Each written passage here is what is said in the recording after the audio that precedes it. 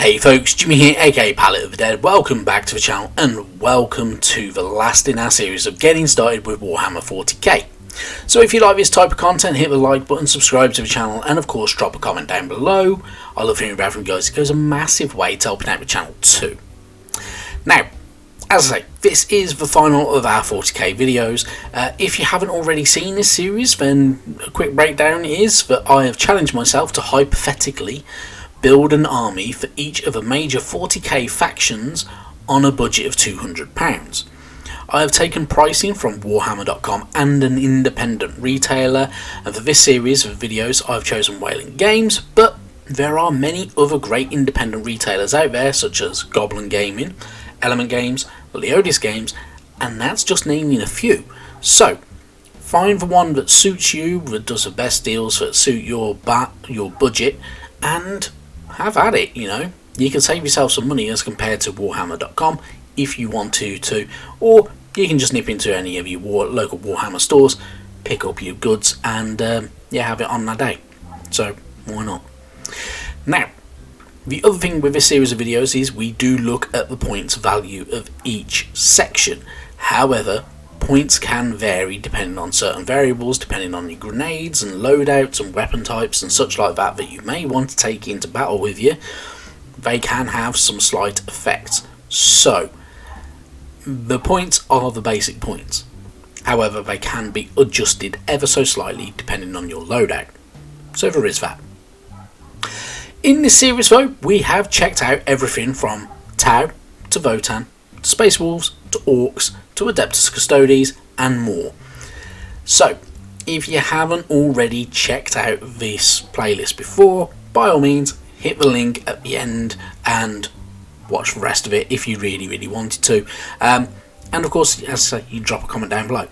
The other thing with this army list is sometimes I'm picking things based on their looks and not their utility. So, this is all to do with what I personally would pick. Obviously, there are other people who would go completely different ways, and it is entirely up to you how you build your army. Have fun with it and go with what your gut wants you to get. Do not overthink it. Sometimes you can pick some really good units that aren't very fun to build, paint and play with, but are very useful, and sometimes you can get some units that may not be very useful in game but are so much good fun when you come to painting. Now, this video we're going to look at two armies. It is our last two armies to look at as well. The first of which is the humans of the 41st millennium, the Astra Militarum. So, as per usual, we will begin with a combat patrol box. This box obviously contains the Acadian Command Squad, which is 5 minis comprising of Acadian Commander and 4 veteran guardsmen, including a regimental standard bearer. We also get 20 Acadian shock troops. These are the updated versions of your regular Imperial Guardsmen, and they look a lot better for it. They're a little bit more action posed and such like since their revamp last year. You also get the Armoured Sentinel, a walker type unit, which is pretty decent and pretty handy. And then you get 2 of the heavy ranged ordnance teams. These guys are really good when you're in a pinch and you want to bombard the enemy. Pretty damn good stuff. All in all, this is a decent amount of minis for the £95 that it would cost you. So it's pretty good stuff. And they're not too bad. They're pretty good fun to paint. Now, I personally would then be adding more troops to the mix. And for this one, I'm going to take a kill team box because I prefer the look of these guys over everything. These are your veteran guardsmen who are in the uniforms of the legendary Death Corps of Krieg, all clad in their gas mask looking gear and such like. They look like they have stepped directly out of the trenches, and they look pretty damn cool. I would definitely take this box. If you're going to build up a big army, get yourself a couple of these guys. They're really cool and they look pretty damn snazzy. I would also then be adding more range to this army in the shape of the Heavy Weapons Squad. So, a Heavy Weapons Squad is 3 minis. with a range of options. So you can choose things like a heavy bolter, a mortar, an autocannon, a last cannon and such like. It is up to you how you want to build them. So if you bought multiple of these, you could have multiple of each weapon type. It is entirely up to you, but it's good fun to add some good range to these units because in all honesty the humans are a little bit squishy, so it's definitely worth doing. Last but not least though, I would add something big, heavy, and in all honesty it's a dated mini, but that is the Chimera. So this is a fighting vehicle that is also a troop carrier, and it does have options for its primary weapon, so you do have build choices, so you can have a bit of fun with this one. Now, if you were to pick up this entire army, then in all honesty it's a pretty versatile one, and you can build it on it with more vehicles and such like, but it totals £197.50 from GW, around about the £158 mark if you're getting it from say like Wayland Games, but it does have a low points value, so it's only 570 points. So if you want a really big points value army, in all honesty, if you're going down the good old Astra Militarum route, you are going to be buying quite a few minis, because these obviously are not super soldiers. They are regular humans, they're a little bit weaker and a little bit squishier, so you need the numbers behind them to give yourself a good points value. Now, that's it for that army. I think we need to move on to our last army, and in all honesty I've saved the current big bad for last, and that is the Tyranids. So these guys can be painted up in some very fantastic ways, and there are many good examples on like Twitter and such like that you can find that make some very nice paint schemes, and it is entirely up to you. But as per usual, we start off with that good old Combat Patrol box, which contains some really cool stuff. So firstly, we get a Winged Tyranid Prime. It is one of the new sculpts. It looks pretty damn vicious, and I genuinely do like it. I think it's a really nice mini.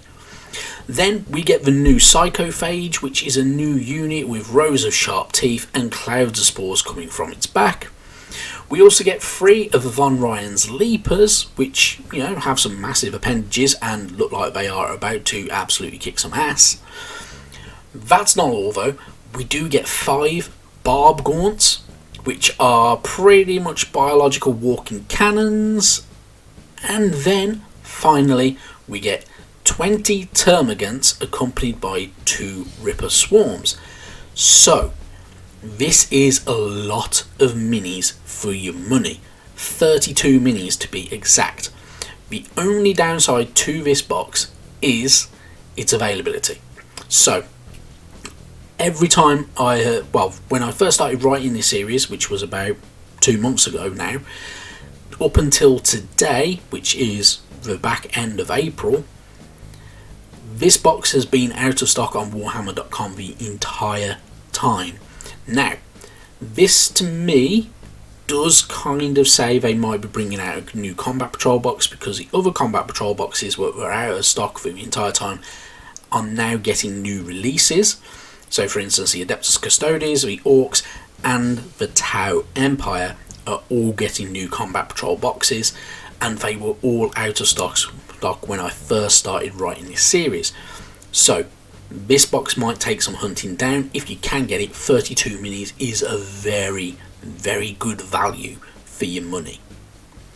Right, after that bumper box of goodness, I would also pick up a pretty cool kind of slightly centerpiece style mini in the shape of the Parasite Mortrex. It's a swift winged fast attack unit, pretty damn cool, and has some really horrific abilities in game as well.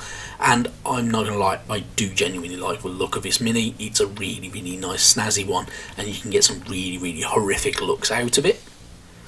I would also be taking another big chappy in the shape of a Biovore.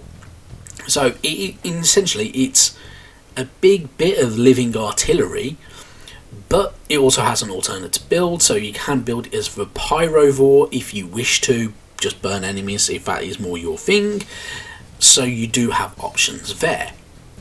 That is not all though with this army. These are relatively cheap every now and again, so I would also be bringing in the stealthy and horrific Neurolictor, another brilliant mini, and there's not a lot to it, but it looks great, doesn't it? It looks really, really horrific. It looks like it's going to be sneaky as hell and pretty damn cool, but that's not it. So we need to increase the number of minis, and for that I would actually pick up a box of Neurogaunts. So 11 clawed little fellas that are ready to go savage on the enemy, and they're pretty good. I mean, you can always take more Termagants if you wanted to, or anything like that. It's entirely up to you, but I would go down the route of the Neurogaunts in all honesty. So this relatively large army really gives you loads of great Tyranid minis, including a lot of the newer ones, and then there's a lot of options to add to it later on. It would cost you though bang on £200 from GW, around about the £179 mark though from some third party retailers, due to the availability of that Combat Patrol box more than anything though. So not a lot of discount, but this is a 765 point army with plenty of ways to go with the new revamped minis of the Tyranids, and you can add more to it, and there's a lot that you can go down. So you can go down range, you can go down melee. It is really, really good fun, and also you can paint them up and make them look absolutely fantastic. So a lot of coolness about the Tyranids. Right, that is all. So 24 factions in total. That's 24 different Combat Patrol boxes.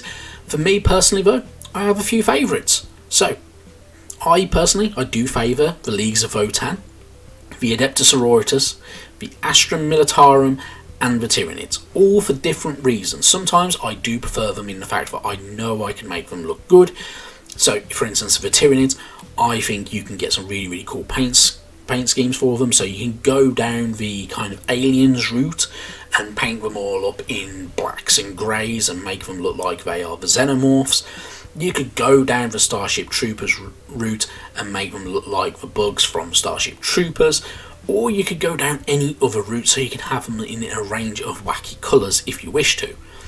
The Astra Militarum can look pretty damn cool depending on how you want to paint them. Obviously you can go for camouflage, you can go for kind of more your dull drab grey colours and more. And then you have the Sororitas and Votann, which are my two current Warhammer 40k armies anyway, and you have some really good paint schemes for these guys as well, and you can make them look really good, and they have some really, really nice looking units. So it's all down to how you want to go about doing it, but variation is obviously the massive, massive key to this.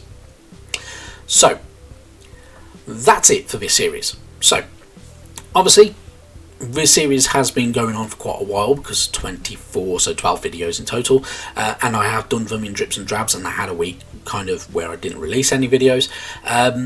This series though has actually already seen some updates. So as I've already kind of mentioned, we have had new Combat Patrol boxes. So the Tau have had getting a new Combat Patrol box, so there is a new update for them, which includes the Devilfish APC.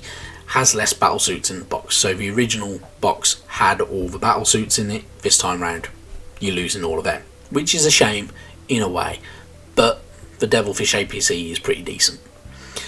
There have also been new Combat Patrol boxes, which meant I had to rewrite an episode, which was the Adeptus Custodes and Orcs episode, because they both had new boxes, and I imagine more new Combat Patrol boxes are coming as well. So I reckon Tyranids are definitely on that list, and possibly even the Space Marine normal box, so the Ultramarine box. But some really good stuff. So it all depends on how you want to go, but all these armies are fairly well balanced, and you know, it's just picking the right one that fits with your style of play and what you want to paint and such like. But yeah. Anywho, thank you very much for watching. I will see you sometime soon. Bye bye now.